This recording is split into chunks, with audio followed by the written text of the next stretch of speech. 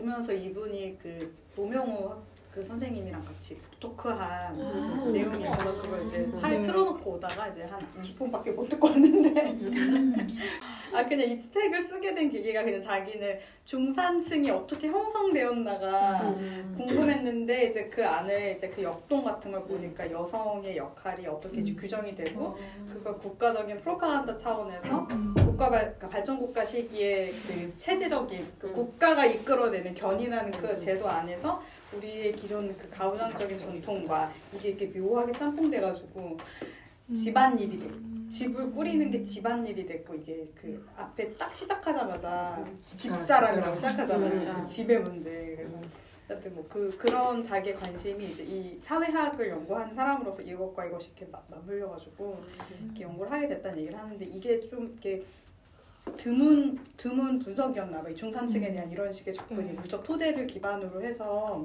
이야기하는 것도 많지만 이 안에 여성의 그 젠더 문제라던가 제도적 그 권력의 문제라던가 이런 걸 이렇게 다양한 사례를 당연히 바탕으로 하는데 이제 그런 것들을 이렇게 탄탄히 해가지고 이렇게 연구한 점이 노명호 선생님 되게 유명한 사회학자시잖아요. 재밌었다고 그런 이야기를 서로 티키타카라고. 어디 뭐요? 팟캐스트? 뭐에 나왔어요? 그게 그 노명호 선생님이 운영하는 자기 서점이 있어요. 미은 서점. 맞아. 이 책을 유튜브에서 책 제목 검색하면 그게 제일 먼저 뜨더라고요. 네. 1시간 반짜리인데 나중에 시간 되시면 보시면 그 저자의 육성이 나오니까 도움 되겠다. 그래서 그냥 왜 이런 걸 쓰게 됐지 궁금했는데 저도 이제 그걸 제일 1번 질문으로 던져주셔서 저도 재밌게 들었어요. 되게 잘 익히는 것 같아요. 내용들이. 저는 보면서 되게 생각보다 국가가 개인에게 엄청난 영향을 주는구나라는 생각을 약간 했어요. 되게 우리가 알게 모르게 되게 국가한테 가스라이팅을 당하고 있나? 약간 이런 마음이 약간 들면서 약간 좀 오바이긴 한데 저는 최근에 그 저출산 관련 그 광고들을 보면서 와 이게 되게 뭘까? 저 광고들로 인해서 사람들이 정말 내 새끼를 낳아야겠다라고 생각한 사람들이 얼마나 있을까라는 생각이 약간 들더라고요. 그 광고에 제가 기억하기로는 그 연예인들이 나와서 내 새끼 이렇게 말만 그러니까 그게 누구를 보지 않고 그게 몇 번 이렇게 나온 다음에 아기가 이렇게 자기한테 달려오는 그런 광고가 있었어요. 그래서 저게 그런 광고가 있어요?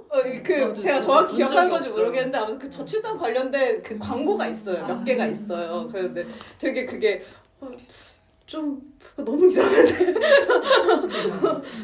너무 이상한데 애기의 귀여움으로 내가 애기를 낳고 싶다는 생각을 할 수 있다. 약간 그런 느낌이기도 하고 정말 저렇게 되면은 사람들이 더 입양을 하지 않겠다라는 생각도 약간 저는 또 그냥 한편으로 들기도 하더라고요. 그러니까 이 내 새끼가 내가 사람들이 내가 내 새끼 그런 느낌도 약간 있는 것 같아서 약간 오버해서 생각해 보면은 그래서 약간 이 책을 앞에 보면서도 좀 잘못했는데 우리가 되게 생각보다 국가한테 엄청난 영향을 받고 되게 그러면서 살아온 것 같다. 알게 모르게 막 그런 생각이 되게 많이 들었던 것 같아요. 국가라기보다 부동산 정책이 바뀌는 막 2년에 한 번, 1년에 한 번 바뀔 때마다 나라가 뒤집힌다. 부동산 정책 되게 직접적인. 저는 이 책에서 되게 인상적으로 생각한 게 국가에서는 이제 발전국가 시대에 우린 돈이 없는데 경제 성장은 급속히 이뤄야 되고 그래서 이제 막 주택을 사업으로 밀어붙이니까 그 집에 필요한 뭐 마이카, 나 백색 가전 이런 게 막 사실 제조업이 부흥되는 어떤 기반도 다 이런 소비 생활을 이제 유도하는 견인하는 정책 안에 있었구나 생각이 들었는데 이 책에서 저한테 준 어떤 되게 중요한 그 인사이트 같은 거는 그래서 결국 국가는 경제 발전을 이루는데 남성들은 산업의 일꾼으로 사용을 하고 여성들은 그 경제 부흥에서 이제 부동산 주택 그 공급과 그거에 따른 그 경제 부흥에 이제 기여하게 됐는데 결과적으로 이 모든 프레임 안에서 국가가 우리에게 은폐하고 있었던 사실 한 가지는 내 집 마련은 너 문제니까 우린 복지 신경 쓰지 않겠다. 맞아. 너 노후는 네가 알아서 책임져라. 약간 이런 결과가 이렇게 치닫게 돼서 우리가 어쩔 수 없이 자녀를 생각하게 돼서 이걸 대물림해주고 계획 재생산이 되니까 이 양극화가 엄청 벌어지면서 이젠 애를 안 낳겠다. 국가를 위해 복무할 그런 산업에 종사할 그런 사람들을 아예 생산하지 못하게 되는 저출산 시대까지 봉착을 하게 됐구나. 그런 슬픈 현실이 좀 눈에 보여서 노후 걱정하잖아요. 또 나 이제 내가 생산하고 일을 할 수 없는 시기가 오면 있으시는데 큰일이다라고 생각한 게 저는 제 문제라고 생각했는데 이 국가가 주도해온 어떤 이 흐름 안에서 우리가 모두가 봉착하게 되는 문제가 이 복지에 결여된 이 많은 공백이 이런 데서 발생했구나. 이게 좀 유의미한 저한테는 그런 걸 줬던 것 같아요. 완전 국가의 문제죠. 완전 국가가 노후를 보장해주지 않으니까 지금 이걸 부동산을 사야겠다 그게 모두의 목표가 돼서 그쪽으로 맹목적으로 쏠리고 산 사람 안 산 사람 나뉘는 게 다 국가가 그렇게 노후를 복지로 준비하지 않은 거에서 다 시작되는 거라는. 그러니까 제가 회사에서 여러 가지 이제 프로젝트들을 검토하거나 건축가들의 좋은 이런 사례들을 막 이렇게 소개할 때 사회주택이나 공공주택 같은 거 이제 해외에 많은 사례들 스페인 이런 거 많잖아요. 유럽에도 특히 많고. 근데 왜 한국은 그렇게 좋은 사례가 없고 절대적으로 숫자가 너무 적고 다양한 케이스도 없고 그걸 실행하는 어떤 민간이나 공공을 연결해주는 그런 자그마한 거버넌스 같은 것들도 거의 없는 거예요. 우리로 오면 뭐 끼케야 협동조합 같은 거잖아요. 그러니까 이게 되게 문제구나. 그리고 임대주택에 사는 것도 여기서 나는 사실 처음 알았는데 휴거지? 휴먼시아거지. 그 표현이 너무 약간 충격적이었거든요. 그래서 임대주택 사는 것도 예전에는 뭐 몇 동이면 다 알고 막 이랬잖아요. 그러니까 그런 식으로 이게 이런 양극화의 양상이나 그런 자기의 정체성을 이렇게 가려야만 하는 이런 상황이 너무 슬프다. 그러니까 임대주택 사는 게 왜 이렇게 부끄러운 일이 되어야 하나. 뭐 그런 생각도 한편으로 들었었어요. 그 최상욱이 최근에 냈던 피크아웃 코리아라는 책 혹시 읽으신 분 계세요? 거기 약간 이제 미래가 없는 사회 살아남기 그 최상욱이라고 최부심이라고 부동산 유튜버 있어요. 약간 하락론자인데 그 사람이 최근에 갖고 되게 많이 팔린 책이 있는데 그 책에 나온 내용 중에 지금 찾아지진 않는데 그 사람이 제목이 뭐라고요? 피크아웃 코리아. 피크가 피크아웃 끝났다. 피크아웃 코리아인데 근데 이제 거기서 뭐 자기 뭐 유럽에 북유럽에 있는 복지 좋은 국가에 있는 사람들한테 물어보면 정말 그렇게 대답한대요. 너 행복해? 행복해. 왜 행복해? 노후가 안정돼서 행복해. 무슨 공익 광고처럼. 그래서 그거에 신경 쓰지 않고 다른 거에 신경 쓰면서 살 수 있어서 행복해. 라고 정말 그렇게 대답한대요. 그래서 너무 무슨 내 새끼 광고 같아요. 약간 무슨 너무 공익 광고 같이 그냥 그렇게 대답한다는 그런 내용이 있거든요.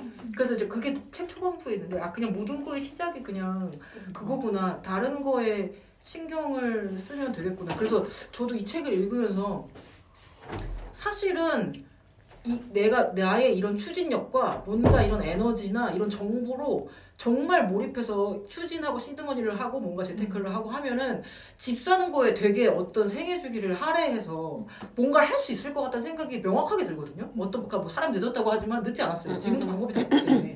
그래서 막 누구처럼 맨날 앉아갖고 사실은 저는 정보도 너무 많고 시행사 다니잖아요. 그러니까 입주자 모집 공고 같은 거 막 그냥 맨날 들어오는데 그런 거 보고 해도 되는데 어쨌든 인생에서 그거에 대해서 추진력을 그쪽에다 쓰면은 너무 내 인생이 행복하지 않다는 것도 되게 명확한 거예요. 그래서 저는 어쨌든 그런 이게 뭔가가 추진력 뭐 늦었다는 생각도 당연히 있지만 누구나 다 느끼는 거잖아요. 그렇지만 근데 그런 추진력을 그래서 이제라도 쓸까 하면은 그때부터 하나하나씩 불행의 서막이 이제 생활 패턴을 바꿔야 된다는 거라든지 뭔가 나의 관심사에 들이는 시간을 상당히 줄이고 그거에다 몰두해야 되는데 그게 그러니까 그런 거 자체를 좋아하는 사람이 있어. 막 찾아보고 청약 정보 찾아보면서 그게 여기 자주 나오는 그렇게 이런 게 이 더러운 세상에서 살아남기에 내가 더 더러워지겠다 하면서 막 그런 게 체화된 그런 사람들의 사례가 되게 많이 나오잖아요. 이제 그렇게 되는 사람이 되기가 너무 쉬운데 그거에 나의 추진력을 쓰고 싶지 않다 일평생 막 그런 다짐을 한 것 같아요. 약간 그런 다짐이 스스로 네 그런 게 나는 이제부터 난 그렇게 살겠다. 약간 이렇게 생각했다는 게 아니라 나는 왜 사실을 하면 할 수 있고 너무 명확한 프로세스가 있고 모르는 게 아닌데 왜 이렇게 그리고 뭐 벌이가 없는 것도 아니고 뭐가 어려운 것도 아니고 그냥 하면 되는데 그거에다가 추진력을 인생에서 10년 20년 쓰는 게 싫은 거지. 그래서 근데 그런데 북유럽에 태어나지 않은 거지. 안타깝다. 그게 미스매치. 약간 가치관이면 북유럽에 태어났었어요. 그래서 약간의 그게 원망스럽다. 저도 책 읽으면서 그런 생각 많이 들었어요. 사실 중후반까지는 너무 주택 실천을 내재화한 사람들이 많았잖아요. 그래서 이래야 되는 게 아닌가? 지금이라도 시작해야 되는 게 아닌가라는 생각이 사실 많이 들다가 완전 마지막에 나왔잖아요. 그런 주택 실천을 하지 않은 사람들의 이야기가 사회적 자본, 나의 사회적 네트워크가 그런 일을 하지 않고 내 시간을 그런데 하고 싶지 않은 사람들이라고 자기 스스로 이제 알게 된 사람들이 그거에 대한 또 자부심도 가지고 있고, 그러니까 어떻게 보면은 근데 막 여기서 그런 게 되게 나오잖아요. 자부심을 가지고 있지는 그때 샀어야 되는데. 그리고 그들도 자가 소유는 해야 하는 것으로 생각하고 있어요. 타이밍 못 잡은 거 아닐까? 뭔가 했는데 뭐 이런 거 있었는데 되게 무슨 사회운동하는 어떤 당신이 시민단체에서 활동하는데 남의 돈 뺏어가는 뭐 그게 맞아? 맞아? 하니까 그래 바로. 맞지. 약간 뭐 이렇게 됐다. 그래서 약간 어쨌든 이 사람도 진짜 자본주의 체제안에 살아가는 사람인데 딜레마예요. 네, 이런 딜레마다 진짜. 근데 결국 그것도 국가에서 만든 것 같아요. 그렇게. 맞아요. 그런 마음을 먹게끔 이렇게 약간 유도를 한 것 같은 느낌이 약간 있어요. 그러니까 그런 양가 감정 같은 걸 생기는 것도 이 앞부분 나 읽으면서 이런 생각했거든요. 이제 국가가 뭐 청약 제도를 어떻게 바꾸고 이런 일을 그러면 거기에 참여하지 않은 사람들은 국가 혜택을 못 받은 건가? 그쵸. 그러니까 사람들이 되게 억울하겠네? 그러니까. 이런 생각이 드는 거죠. 정보를 알아서 열심히 국가가 하는 거를 챙겨서 빨리빨리 한 명씩 거짓 탈출하세요. 근데 못하면 어쩔 수 없는 거예요. 약간 이런. 그럼 너는 그냥 저기 있어. 우리는 있는 애들만 이렇게 댕겨서 갈게. 약간 이런 느낌이 약간. 저는 사실 그 갈림길에 있다라는 생각이 들어서 친구들이 한 명씩 이렇게 청약이 되고 신혼 부부 해가지고 되는 걸 보면은 확실히 자기 집을 그런 뭔가 아파트를 마련하려면 신혼부부가 빨리 돼서 청약을 해야겠다. 왜냐면 나 혼자서는 내가 아무리 일을 열심히 해도 불가능하니까. 이 생각이 진짜 강하게 들어요. 옛날에는 되게 우습게 생각했는데 이거 빨리 하기는 해야겠다. 왜냐면 자산이 필요하니까. 그리고 그거 여기서 제 굉장히 자주 나오는 단어죠. 아비투스. 그러니까 막 그런 거를 체화하지 못한 사람을 아유 바보 뭐 하고 있어. 이제 그런 게 사실은 너무나도 거의 많잖아요. 꽉 차 있고 사실 나도 아니라고 하지만 아니라고 할 수 없고 일반적으로 나에게 그 상식과 본능으로 존재하잖아요. 그게 그거를 벗어나려고 노력해봤자 아닌 것 같아. 계속 그런 생각을 할 수밖에 없는 것 같아. 차라리 막 학력이라던가 직업에 따른 그런 어떤 계층적 그런 거는 제가 벗어났다고 생각했어요. 그 아비투스에서는. 근데 이 아비투스는 뭐 아직 못 벗어난 건지 모르겠지만 평생 제가 내재화하면서 그 사이에서 갈림길에서 이거 투기일 수도 있고 이게 내 자산 그냥 내 소유일 수도 있어. 이 안에서 계속 갈등을 살아갈 것 같은 거예요. 왜냐면 그걸 안 하면 내 그냥 평생 미래에 뭔가 걸림돌이 될 선택을 내가 방금 했다는 그런 생각에 그런 근데 생각들이. 진짜 그 줄타기가 너무 웃기잖아요. 국가 입장에선 절대로 아파트 값이 떨어지면 안 되고 그렇다고 너무 오르면 안 돼. 그러면 그 가운데를 계속 줄타기를 하면서 이제 이런 정책 저런 정책을 맞춰가지고 이걸 계속 가지고 끌고 가는 거잖아요. 근데 그렇게 생각하면은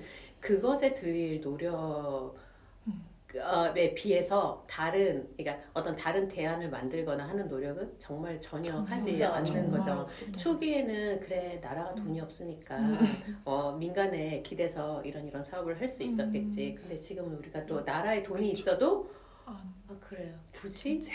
귀찮다. 이때까지 좋았잖아. 이런 것도 있고 이제 건설사들을 챙겨주지 않을 수 없는 상황이 되니까 이게 그 기업들이 견제하는 것 때문에 더더군다나 뭐 임대주택이라든지 이런 것을 더 적극적으로 하지 못하는 게 있지 않을까. 정말 아파트에 되게 많은 걸 기대는 거잖아요. 우리 외에 다른 건축 관련 책에서 아파트 역사나 뭐 이런 거 나와서 보면은 이렇게 이제 공적 자본으로 원래 도시 기반 시설을 정비를 해야 되는데 이제 나라가 그것에 대해서 책임을 지지 않고 그냥 민간 자본을 다 밀어가지고 그런 기반 시설을 만들게 하고 심지어 사람들로 하여금 이건 내 돈으로 낸 거니까 이건 내 거야 여기에 사람들 지나가지 마 이런 생각까지 들게 만드는 게 문제다 이런 얘기를 하잖아요. 아파트에 밀었어. 근데 이 책을 보면 이 책에서는 또 심지어 복지조차 아파트에 밀어. 맞아. 우리는 요거 청약을 요렇게 만지고 요렇게 법규를 만졌으니까 너네 됐어. 아파트 하나 잘 잡아가지고 아직도 안 했어? 이러면서 그거 하나 잘 잡아서 너네 복지 알아서 좀 해결해. 이런 식으로 야 이게 아파트 하나에 이렇게 많은 것들이 버무려지는구나. 진짜 그 지점은 심지어 교육이랑도 어쨌든 나와 있잖아요. 그 그렇지. 파락군하고 사실은 네. 결국 그 중산층 만드는데 결국 그 강남의 파락군? 근데 그 교육 그리고 그 교육으로 탄생한 대졸자들이 어쨌든 그 청약과 이런 제도들을 이용해서 계속 아파트를 로프를 축적하는 과정 이런 거랑 결국은 맞물려 있는 것 같아요. 그게 결국 인맥 혹은 네트워크라는 이름으로 쓰이긴 하지만 네 사실 그렇게 되니까 어마어마하게 강력하게 이게 이렇게 거부할 내부에 수 없는 게 되는 그게 거나 봐요. 강한지도 몰랐고. 그래서 제가 찾아봤는데 일기 신도시에 최근에 폐교한 학교가 있다 그러더라고요. 그러니까 일기 신도시들이 이제 다시 또 저거 하잖아요. 지금 노후계 노후계 도시. 때문에 네. 다시 하잖아요. 그러니까 애들이 많이 빠졌대요. 애들은 없는 거죠. 네, 이제 애들이 없으니까 그래서 폐교한 사례가 최근에 있었고 앞으로 좀 더 있을 것 같다. 그런 얘기가 또 있더라고요. 일기 신도시 때문에 학교를 만들었더라고요. 그 학교는 아예 애초에 만들었었는데 이제 애들이 이제 좀 빠지니까 보충은 안 되고 그래서 결국엔 폐교 처리됐더라고요. 제가 완전 일기신도시 키드거든요. 저랑 저보다 한 10살 차이 나는. 근데 진짜 저부터 거기 갈 일이 이제 없으니까 본가에 살 일은 사실 없으니까 부모님들 딱 그 5, 60대들만 남아있는 거예요. 그 일기신도시 부천 중동 그쪽. 근데 이제 매일 정말 소수 아니에요? 우리가 얘기를 많이 할 뿐이지 언급을 많이 할 뿐이지 그 지역에 그렇지. 전체 몇 명이나 다니겠어. 그러니까 딱 그 강남 서초, 딱 그 강남 상고에 거주하는 음. 특정 몇몇 몇 네. 사람들인 거. 그렇죠. 근데 그 사람들이 하는 모든 행동과 이런 것들에 이제 나라 전체가 다 그렇게 마음이 싱숭생숭해진다는 게 근데 정말 그렇게 살아야 돼. 그 이런. 학군의 얘기가 아닌 게 서울에 살고 있으면 그 학군으로 학원을 안 다녀보는 경우가 생각보다 많지 않아요. 특히 상위권들은 일단 학원은 일단 다 거기는 일단 가는 네, 거야. 학원은 달로 글로 그래 맞아. 분당에서도 차 맞아요. 타고 대치동 하고 그래서 엄마들이 라이더가 되게 맞아. 엄청난 그래서 에너지가 쓰이는 게 맞아. 집이 어디더라도 다 대치동으로 아니 맞아. 그 나이대에 애들이 있냐 없냐가 사실 제일 클 것 같고 근데 만약에 어쨌든 나머지 98%라고 치고 여기를 가고 싶다라고 느끼는 사람들이 생각보다 많을 것 같아요. 저는 이 98% 안에 그게 50%는 넘을 것 같아요. 불행의 시작이라고 생각. 근데 이제 거기는 못 모든 갈 불행의 것 시작이라고 생각해. 거기는 못 갈 것 같으니까 그 옆에 조금 그거보단 좀 낮은데 거길 가야 거기 정도는 내가 갈 수 있지 않을까라고 이렇게 생각하는 그 무리들도 꽤 많지 많죠. 않을까요? 네, 그게? 최근에도 맞아요. 예, 예. 지금 그러니까 그게 목동인데 자연스럽게 이게 강남 계층이 음. 되어지는 선택하면 되는 문제인 것 맞아요. 같아요. 맞아요. 근데 교육 얘기, 부동산 얘기만큼 교육 얘기도 진짜 이상한 거. 그 사람들의 불안감을 자극하는. 그쵸, 그런 불안장사로는 하나죠. 그래서 지금 다 망해도 진짜 학원은 음. 애들이 적으면 적을수록 더 잘 될 것 같다. 나는 진짜 그 생각이 들더라고. 그리고 요즘에 우리 막 그 투자 받는데 요즘에는 그냥 돈 많은 데가 다 학원 무슨 다 학원 재단 그런 사람들만 지금 현금을 많이 가지고 있다. 뭐 그렇게 애들이 하더라고요. 그렇게 많이 줄어도. 네, 학원이 너무 한 사람당 4,500씩 올빵을 더 많이 해서 그런 거 아닐까요? 약간 세대론으로 뭐 얘기할 수 있을지 모르겠지만 엄마 아빠가 파라군 출신이면 자녀도 그냥 그래서 엄마 아빠 서울대 출신이면 자녀도 서울대를 쉽게 가요. 그렇잖아요. 근데 그런 것도 있다. 그러니까 제가 제 나이 때 결혼을 했어요. 그리고 제가 만약에 엄마한테 그 엄마 라이더가 있었어.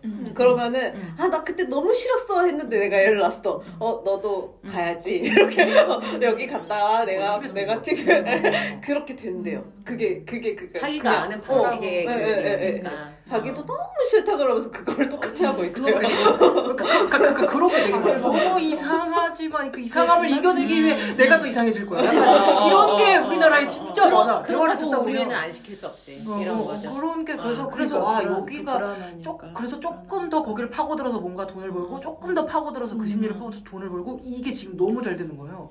지금 그래서 애들이 그래서 옛날에 우영우에 때문에 나 그 생각났는데 우영우에서 시리즈 되게 여러 개 있는데 어떤 학원 되게 유명한 학원의 아들이 애들 뭐 맞아. 구교하나 약간 미쳐가지고 막 애들한테 막 놀게 애들 데리고 해주고. 놀게 해주는 거. 그래서 애들이 36개월부터 과외를 준비했으니까 이렇게 안 놀아봤을 거 아니야. 그러니까는 한 번 놀아보면은 되게 재밌는 거 알 텐데 그래서 못 놀아봐서 약간 이런 거야?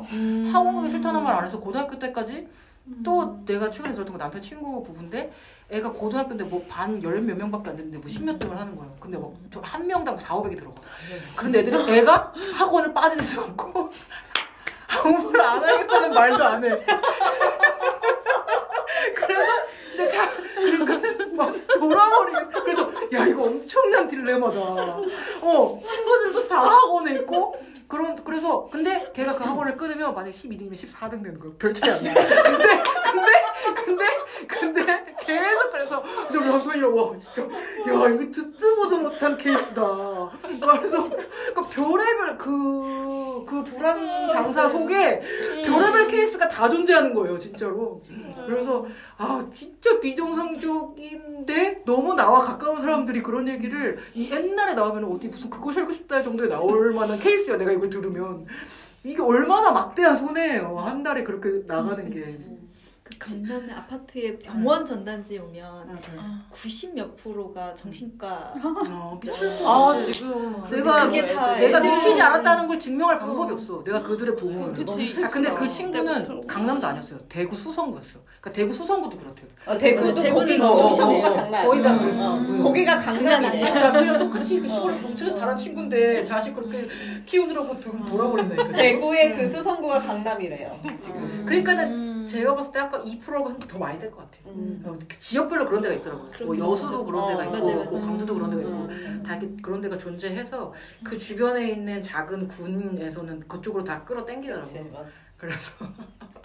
그래서 약간은 코미디고 내가 이제 그런 사람이 있으면은 저는 어쨌든 자식 무자식이니까 그런 얘기를 들으면은 그냥 굉장히 신비한 케이스군요. 돈 벌었다고 생각해요? 그래서 또 400 벌었다. 이제 매달 400 들어오면 얼마야? 800인데 매달 800만 원씩 매달 적립하면 800인데 나중에 진짜 생각해야 돼. 어떡하냐. 돈 너무 많아서. 진짜로. 돈 너무 많이 벌어서 어떡하냐. 그래서 막 그렇게 너무 걱정 없겠다. 그러니까는 뭔가 할 얘기가 없잖아요. 그냥 뭔가 이래라 저래라 할 수 없잖아. 막 그래서 그냥 진짜 할 수 없죠. 그래서 함부로 얘기할 수 없잖아. 그 마음이 엄청난 어떤 소용돌이 속에 그러니까 진짜 미치지 않았다는 걸 증명할 방법이 없어. 난 미쳤을 것 같아 이미. 진짜. 그래서 그냥 그렇게 듣는 거지. 정말 신비로운 케이스도 있고. 지역들 보면서 이제 뒷부분에 막 그런 내용들 나오잖아. 이 스토리로 보면 너무 성공한 분들이 많은데 이 성공한 분들이 다 난 서민이라고. 맞아요. 그래서 이 계급 이동 상승하고자 하는 욕망이 끝나지 않고 계속 나이 먹어서도 애들한테 2, 3억 주고 나니까 내 노후를 준비할 데가 없어서 난 또 다시 어딘가 이성욱 씨기나 주셨는데 돈 잡고 어디 뭐 줍줍해서 뭐 얻었는데 그것도 어떻게 굴릴까 이런 생각을 하고 있는 이 사회가 제가 비정상적인데 제가 이제 과제하려고 자본주의 리얼리즘 다시 한번 읽어보고 하다가 이렇게 심리 정신에 문제가 생겨나는 사람들 있잖아요. 이 자본주의에서 모든 항목들이 이건 자본주의 리얼리즘이야. 이거 멈출 수 없어. 맞아요. 눈덩이처럼 불어나서 멈출 수 없고 대안도 없고 큰일이네. 근데 이게 빵 터졌을 때 어떤 결과가 나타날까 너무 걱정스럽다. 그냥 이런 우려가 이 내용들을 보면서 이렇게 드는 거죠. 그러니까 불안을 조장하고 지나치게 소비하는 그러니까 자본주의 시스템 안에서 모든 것이 다 소비의 대상이 되고 다 환원되잖아요. 돈의 경제적인 가치로. 읽었던 그 책도 막 생각나면서 우리가 마음의 병이 들지 않고 살아가고 있다는 게 우리 한국이 되게 독특한 정서와 이런 것들이 결합되어 있는 그런 문화가 되게 많은데 이 심리적인 문제가 도드라지고 있는 이게 다 연관이 되어 있는 문제다 이렇게 생각이 또 들었어요. 이게 사회가 너무 역동적이라서 그런가? 우리 그 책 있잖아요. 그 장용순 3권짜리 책 그거 다 펀딩 하셨나요? 그거 그 첫 번째가 과잉 도시인데 그게 이 너무 많은 흐름, 이 너무 많은 과잉, 너무 많은 이 분출하는 폭발하는 이 끝에 뭐가 있을까 이제 뭐 그런 얘기가 나와요. 그래서 저 그거랑 이거랑 같이 읽었는데 되게 자본주의 리얼리즘이랑도 연결되고 그 책이랑도 연결돼서 되게 재밌더라고요. 읽어보세요. 아니 알라딘은 없던데. 아니 그 알라딘에 우리 펀딩하라고 그때 올려서 다 같이 펀딩하고 이미 팔아요 지금. 이제 세 권짜리로. 근데 생각보다 작아. 어, 책이. 그림도 많고. 그림도 많고. 금방 요즘에 읽어요. 책 시키면 조그만 책이 오죠. 왜 종이값 비싸서 그런 거예요? 선생님들? 아니 그거는 그림을 엄청 나 PPT 되게 같은 걸로 당황했어. 큼직하게 그려가지고. 그래서 되게 진짜 그래서 이거 되게 이거 폭발하기 얼마 안 남았다라는 생각 저 많이 하는데. 폭주하고 있는 상태라고. 지금 거의 폭발을 할까요? 응, 지금 이미 전 디스토피아가 시작됐다고 그러니까 생각해서. 저 디스플레이 그게 근데 팍 터지지 않고 이미 터진 거예요. 지금 이미. 근데 막 저는 그런 참고 생각이 팍 터진 게 아니라. 경제공황 한번 팍 올 때 있잖아요. 미국도 그런 게 있고 모기지 사태 때문에 이제 리만 브라더스 무너졌을 때도 그렇고 우리나라도 엄청 충격 많았는데 뭔가 그런 거대한 이 경제 시스템 안에서 붕괴가 한 번은 이 집값이 말이 안 되잖아요. 지금 붕괴 아닐까요, 근데? 그러니까, 이게 오늘 괜찮고 내일 망하는 게 아니라 그치. 지금 이미 그 붕괴가 지금 그 속에 살고 있는데 우리 너무 여기 쾌적하다. 집값이? 난 집값이 붕괴될까? 나라가 이걸 지키지 않을까? 아, 집값이 붕괴된다는 게 아니라 사회 시스템이나 뭔가 이미 그런 거야 이미. 이미 그 뭐라 그러지? 모든 것을 혐오하는 이런 문화. 그런 거.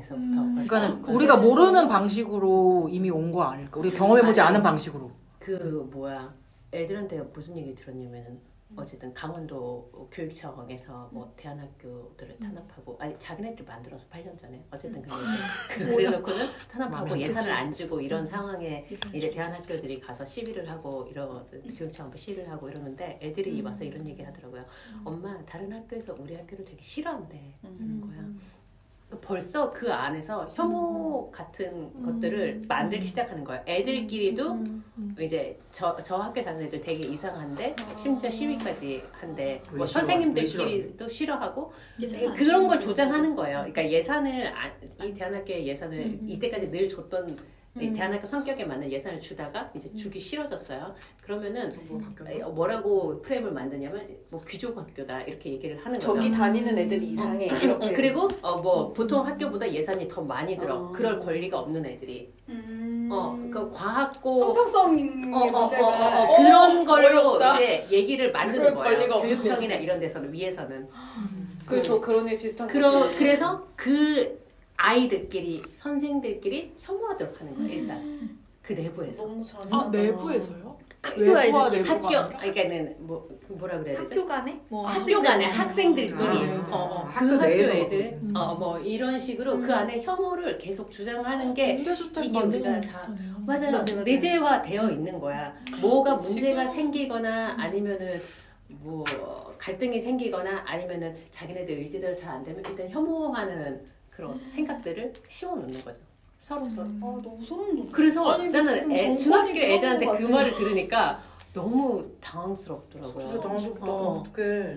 당황을 넘어서 저는 약간 분노가 생기네요. 왜냐면 그게 결국 이렇게 우리가 복지에 쓰는 예산 쟤네가 뭐 거렁뱅이 저 거지들 이런 거잖아요. 어떻게 교육의 문제에 있어서만큼도 그런 심지어 뭐 다양성이 이런 얘기가 나온다는 거야. 그게 뭐 이게 이제 디스토피아. 예를 붕괴된 들어 거야. 8년 전에 지어진 학교예요. 그 기숙학교인데 이제 과학고 같은 것 뭐 한 20년 전에 지어진 과학고 이런 거 사진을 이렇게 들이밀면서 과학고보다 이 학교가 더 좋지 않냐. 근데 당연히 이제 세월이 지났으니까 더 좋게 지어졌겠죠. 갑자기 그치만은 과학고를 얘기는 왜. 이런 거야. 과학고는 뛰어난 인재들이 다니는 거고 머리 좋은 애들이 다니는 학교인데 이 애들이 다니는 학교보다 아무것도 아닌 애들이 다니는 학교가 교육이란 건 그런 게 시설이 더 아닙니다. 좋다라는 것이 뭐라 그러지? 이걸 이제 그 구의와 시의원들은 이걸 폭로를 하는 거죠. 자기네들 생각에는 이거는 우리가 조사를 해봤더니 이러면서 얘기를 할 거예요. 그렇죠. 사진을 봐라.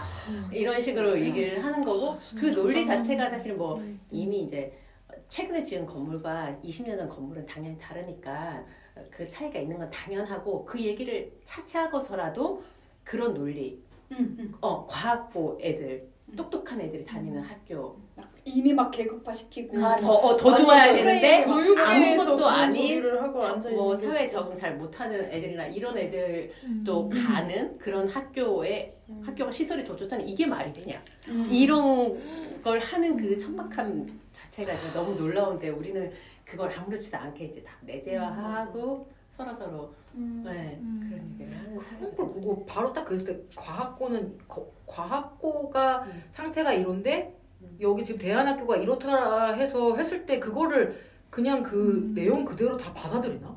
이 프레임에 대해서 한 번쯤 의심 안 하고 받아들일 수 있겠구나. 그렇지. 뭐 그런 그거 생각보다 사람들이 공부 잘하는 애들도 이렇게 사람들이 공부하는데 굉장히 쉽게 바로 받아들여요. 수 있겠구나. 그러니까 요즘 저는 같은 사회는. 그래서 그 리얼리즘 책 읽을 때 은폐하는 거 있잖아요. 이 신자유주의나 이 자본주의 체제가 은폐하고 있는 수많은 능력주의 안에 묻어놔 들어갈 수 있겠구나. 마치 그게 되게 제일 강한 게 합리적이고 있으니까. 되게 그러니까 과학적이고 어떤 이런 기준들이 있는 것처럼 이렇게 너무 논리적이고 합당한 것처럼 말을 하는데 사실은 말도 안 되지만 쉽게 여러 가지 사람들이 가치관인데 선동되는 거죠. 옳은 가치관인 거지. 능력주의는 자본주의는 신자유주의는 옳은 거지. 근데 그런 다른 가치는 옳지 않은 거지. 그냥 같이 소수의 가치인 거지.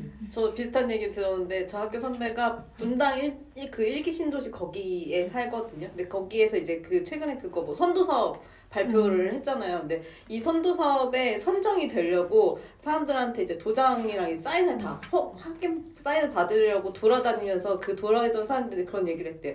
여기는 낡았고 저기는 곧 무너질 거고 그래서 여기가 동네가 낙후가 되고 있고 그래서 사건 사고가 많이 나고 있으니까 너네 여기에 다 동의하지? 그러니까 여기에 사인해라는 얘기를 큰 프레임을 그렇게 잡아놨대요. 그렇게 잡으니까 윤석열 40% 나와. 실명지가 그렇게 돼 있으니까. 그니까. 근데 사람들이 여기에 그러니까 분노하지 않고 맞아 하면서 사인한 사람들이 대부분이었다는 거예요. 그래서 그렇지. 근데 그 선배는 너무 그 얘기를 듣고 있는데 아니 우리 동네가 내가 살고 있는 데가 안 그런데 어떻게 그렇게 말을 하면서도 어떻게 여기가 그거를 선도 사업에 선정돼야 된다고 그렇게 생각할 수가 있지라고 사인하는 그 사람들이 너무 이상했다는 거예요. 근데 아무도 그걸 의심하지 않는 거예요. 맞아 우리 동네 그렇지라고 자기네가 살고 있는데도 근데 그런 프레임이 진짜 많대요. 생각보다.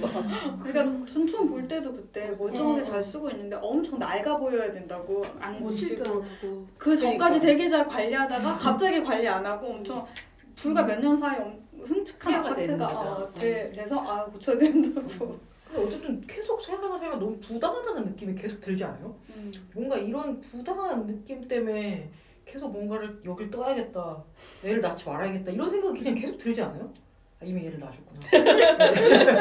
난 너무 그래서 이 사회에서 뭔가 정상적으로 뭔가를 할 수 없을 거라는 생각이 말은 하진 않지만 다른 사회인들 다른 사회도 똑같이 병들고 있을걸요. 왜냐하면 우리가 최근에 그런 책 많이 읽었잖아요. 고립의 시대도 읽고 뭐 무슨 도둑맞은 집중력 뭐 이런 책들을 쭉 보면은 다 세상을 비슷비슷하게 망해가고 있구나 이런 생각을 하게 되잖아. 뭐 어떤 느낌이냐면은 이제 자본주의 사회에서 돈보다 더 중요한 가치는 없기 때문에 우리가 되게 많은 것들을 이미 팔아치우고 있는데 이런 거죠. 예를 들면 우리끼리 얘기할 때도 이러잖아.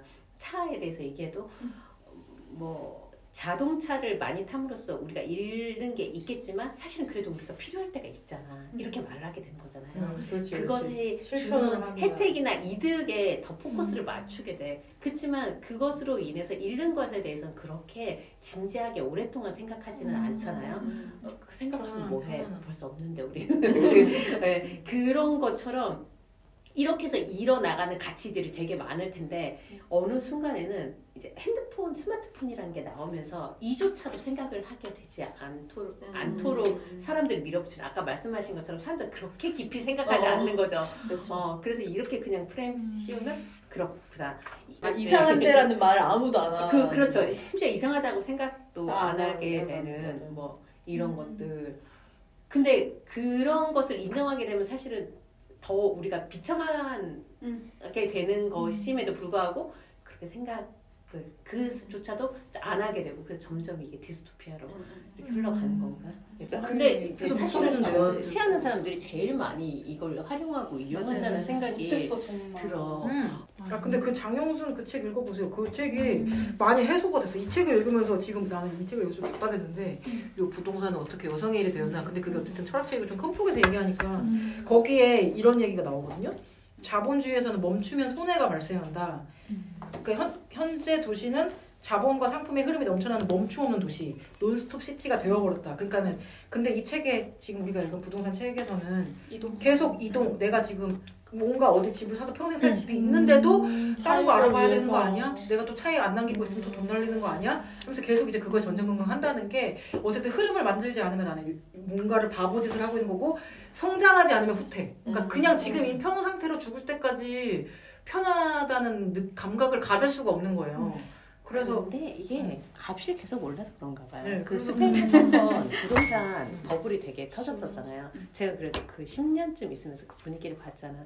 버블이 오기 전에는 약간 거기는 어떤 느낌이냐면 일단 집을 다 사게 해요. 나라에서 집 사게 하는데 예를 들면 6억이야? 그럼 6억에 6억 6천만 원까지 돈을 빌려줘요.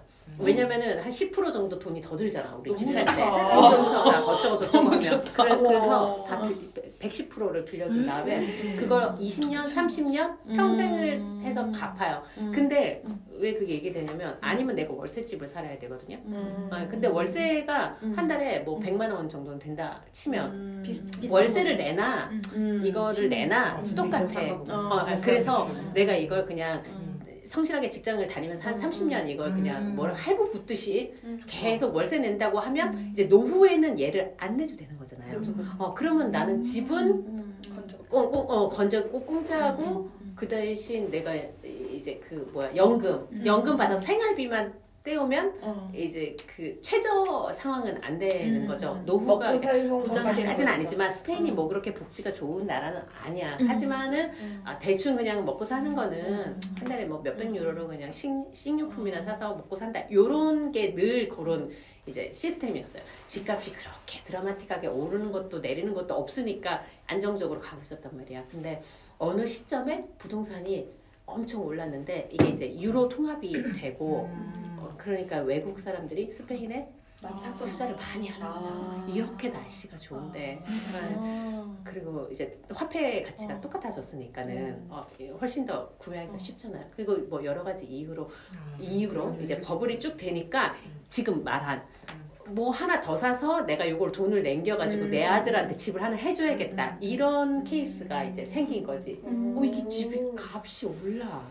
내가 6억에 샀는데 지금 10억이래. 그러면은 요걸 하나 더 사가지고 대출을 받아가지고 이걸 두 개를 이제 굴리면은 이게 이제 계산 나오는 거죠.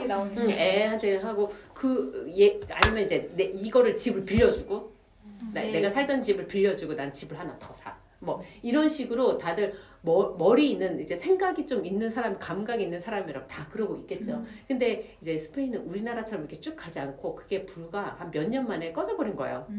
그래서 그 TV 프로 틀면은 아니 내가 우리 아들을 그렇게 해주려고 뭘 하나를 더 샀는데 그거 지금 이제 돈을 두 개를 못 내는 거죠. 이 집에 이 사람이 임차인이 들어와서 나한테 돈을 줘야 되는데 이게 임차가 안 되고 있고 이건 이거대로 뭐 해서 뭐 이자가 오르고 뭐 이렇게 해서 감당이 안 돼서 울고 있고 뭐 이런 게 TV에 계속 나오고 하우스푸어가 됐구나 진짜. 하우스푸어가 됐죠. 어쨌든 그걸 보면서 이게 어느 나라나 이게 인간의 욕망은 어쨌든 똑같고 그런 상황이 되면 누구나 요거 하나 빼가지고 하나 더 해서 뭘 해야지라는 머리 굴리기는 다들 하게 되는구나. 그런데 또 상황이 여의치 않아? 그냥 또 조용히 사는 거지. 내가 내야 될 그것만 내면서 대출금만 그냥 갚으면서 조용히 살던 사람들이 다. 난 욕망이 똑같다고 생각하지 않아요. 욕망이 이거는 이 사회 외부 요인 때문에 욕망이 생기는 거라고 생각해. 옛날에 원시 시대에는 딱 그날 먹을 수 있을 만큼 다 피야. 그날 먹을 것만 사냥하고 살 수 없어. 눈앞에 닭이 지나가도 잡지 않았대요. 눈앞에 닭이 지나가도 그날 먹을 거 있으니까 그날 보관도 거의 못하고 자연인 수준이죠. 다 있으니까 그러니까 그런 불안감이 없는 거야. 근데 지금 불안감이 너무 조성되니까 욕망과 탐욕이 너무 성장해. 그쪽 기능만 성장하고 내 거를 더 취해놔야 되겠다, 저장해야겠다. 우리 과잉 축적을 하고 그런 능력을 가진 사람들만 이 체제 안에서 너무 발달하게끔 된 거지. 나는 욕망이 원래부터 인간의 정말 본능이라고 생각하지 않아. 생존 본능인 것 같아요. 생존 본능이 욕망과 탐욕이 된 것 같아요. 근데 그게 약간 기이한 형태로 계속 발전하는 게, 그러니까 저는 그런 생각을 하는 기괴하다단 말 요즘 많이 하잖아요. 사람들 그래 정말 기괴하다. 진짜 기괴하다. 근데 이제 예를 들어서 여기서도 보면 2천만 원 벌던 사람이 한 뭐 3천 정도면 아파트 한 채 살 수 있었던 시절이랑 지금은 내 연봉 뭐 30년 때려 넣어도 강남에 아파트 못 사는 거잖아요. 그러니까 막 이런 그 격차가 너무 벌어져 버리니까 노동하지 않고 일할 수 있는 것을 오히려 더 찾으니까 애들은 나 K-pop 스타 돼가지고 엄청 유명해져서 한 번에 떼돈을 벌거나 아니면 주식 투자하거나 아니면 코인 하거나 진짜 그렇게 생각한대요. 그래서 학생들도 많이 하고 그걸 막 가르치는 그러니까 엄마 아빠가 그걸 막 애한테 경제관념을 심어준다고 하면서 이렇게 돈 굴리는 거를 가르쳐주기도 하고 그래서 여유가 되면 집 2채 있어가지고 진짜 그 월세 받으면서 이렇게 뭐 돈 굴려주고 아파트는 어쨌든 올라갈 거니까 집값이 떨어지지 않을 거라는 부동산 불패 시대에 대한 그런 믿음이 우리에게 다 공유되고 있고 국가는 그걸 유지하기 위해서 부단히 애쓰고 있고 왜냐면 기득권자들이 다 그 사람들이니까 뭐 그런 어쩔 수 없는 굴레에서 되게 슬픈 것 같아요. 이 아이들의 현실이 너무 슬픈 것 같아요. 얘네들은 월급 받아서 절대 집을 살 수 없는 애들. 근데 내가 좋은 대학 가도 취업이 보장되지 않은. 근데 그게 되게 희한해요. 그게 그러니까 좋은 대학 가도 생활의 수준이 나아지지 않는데 그 대학을 위해 그렇게 하는 게 그런 게 또 약간 난 또 이게 이해가 안 가. 그거는 그거대로 진짜로 이제 학교와 상관없이 사람의 돈 먹고 사니즘이 그렇게 바로 직결되지 않는데 교육엔 또 왜 그렇게 그런 결론이 된다니까. 그게 98%는 아니고 2%만 그런 거를 계속 잘 사니까 포커스를 맞추니까 그래요. 완전히 다른 얘기인데. 진짜 경상도 사람들이 그렇고. 근데 이제 우리가 자꾸 그러니까 어느 시점에서는 되게 기괴하다고 느껴져요. 그러니까 대치동의 어떤 일부, 강남의 일부 뭐 어떤 행위나 있는 일들을 그 드라마 나왔을 때도 저게 우리 동시대 일어나는 일이라고. 자꾸 이 전체 우리나라 전체에 일어나는 큰 문제라고 생각하는 게 너무 재밌었어. 문제인 것 같아. 사실은 교육의 되게 큰 문제는 그 대치동에서 일어나는 과잉된 교육열의 문제가 아니라 어느 사회나 2%는 그런 게 있거든요. 그거 말고 이제 나머지 98% 아니면은 지금 뭐 뭔가 소외되고 있는 뭐 청소년들이나 뭐 이런 것들에 이제 관심이 가고 교육적인 배려가 있어야 되는데 그 생각 안 하고 이 열기를 어떻게 가라앉힐 것이냐에 포커스를 맞추는 경우가 많잖아요. 막 논의나 토론 프로그램. 오히려 정말 기초 학력도 지금 못 맞추는 애들이 되게 많고 뭐 지방이나 이런데 그런 것들을 어떻게 문제를 해결하지? 뭐 이런 거를 아무도 이제 고민을 하지 않는 거죠. 그게 큰 고민이 그런 아니고. 태도가 없네. 그걸 논의조차 테이블에서 올라오지 않잖아. 그런 거에 조장되지 않고 그런 불안 장사에 내가 조장되지 않고 마음 표현을 찾아. 그거는 되게 소수야. 그리고 그 밖의 것을 생각하자라는 저건 되게 문제다라는 거죠. 그 밖에 걸 생각하자는 그 태도가 없네 진짜. 그래. 네. 98%는 야 저거 어떡해. 기괴하다. 하지만 나도 한번 해보고 우리도 한 번쯤은 이런 태도만 있지. 그렇지 않은 생각을 가지고 있는 사람들끼리 뭔가를 하자는 그런 태도가 없네. 나머지 98% 애들은 지금 뭐 어쩌고 있지? 좋아. 그러면 거기서 5% 정도는 대학 간다 치면 이제 나머지 90% 애들은 지금 어떻게 하고 있지? 어떤 삶을 살고 있지? 뭐 이런 것들에 대한 우연히 집회하다가 알게 생각이 되신 분이 있었는데 그분 같은 경우는 아동 교육 뭐 이런 심리 상담 뭐 이런 거 하시는 분인데 그분은 되게 심각하다 그랬어요. 애들이 되게 그런 기초 교육 같은 거 있잖아요. 그거 자체가 안 되는 애들 되게 많아가지고 그 애들 다 스마트폰 보게 하고 막 이래서 그런 문제가 지금 되게 심각하다. 큰일이라고. 기초 학력이 안 되는 애들이 너무 많아요. 옛날보다 더 심해요. 옛날엔 1에서 100까지 집에 가서 5번 써와 이런 숙제라도 있었잖아. 지금은 없죠. 없어요. 그게 혹시 뭐 유튜브 이런 때 보면 선생님들이 코로나 때 이제 아이들을 대면하지 못하고 1대1로 이제 그냥 화상 수업을 할 때 진짜 드러난 게 이 개개인의 격차가 얼마나 엄청난지를 깨달았다고 그 선생님들이 얘기를 하신 인터뷰를 봤거든요. 그래서 와 나는 말로만 들었지 아이들이 이렇게 다 다양한 환경인데 이렇게 하는 줄 몰랐다. 근데 보면 제가 느끼기엔 성적이 떨어지거나 학습이 부진한 사람들이 엄마 아빠가 선생한테 전화해서 우리 애 좀 이끌어주세요. 이거 좀 가르쳐주세요라고 할까요? 아니면 우린 이거 다 배웠는데 쓸모없는데 이걸 학교에서 왜 가르치냐고 민원오는 엄마 아빠가 더 많을까? 이 생각이 더 많을 것 같죠. 그러면 이제 진짜 그렇네. 여기는 사회가 그런 사람들에게 움직이네. 그 사람들의 말을 안 들으면 이제 설이 그 초등학교 선생님처럼 고생하는 거야. 우리 애는요 이거 다 했어요. 다 알아요. 선생님 다 했는데 그러면 이제 막 계속 제가 약간 의아했던 게 그 반에서 잘하는 애들 따로 모아가지고 무슨 반 만들고 그러니까 잘하는 애들을 왜 반을 만들어줘 못하는 애들을 만들어줘야지. 의외로 이런 거 있어요. 그런 케이스 상관없이 우리 애 왜 스트레스 주세요? 라는 장르가 있어요. 그렇지. 그 장르 모르세요? 공부 잘하는 못하는 상관없고 우리 애 왜 스트레스 주세요? 우리 애들이 초등학교 다닐 때 예전에 그런 있어. 어떤 선생님 막 되게 막 그 괴롭혀갖고 선생님 돌아가신 그런 기사 있었잖아요. 그것도 그러니까 우리 애를 왜 힘들게 스트레스를 주냐는 진짜 이런 거예요. 뻔뻔하던데. 그래서 근데 걔 우리 스트레스 애들이 안 받아보면 초등학교 나는 다닐 때 거기는 숙제를 선생님이 아예 못 내주게 돼 있고 선생님이 좀 얘는 한글을 못 읽어서 걱정되는데 얘 내가 개인적으로라도 좀 가르쳐주고 싶고 뭐 집에 좀 써오라고 하고 싶고 하잖아요. 어떤 것도 하면 안 돼요. 나머지 공부도 안 돼. 왜냐하면 자존감을 떨어뜨려서. 그리고 공부를 그러니까 이런 바탕이죠.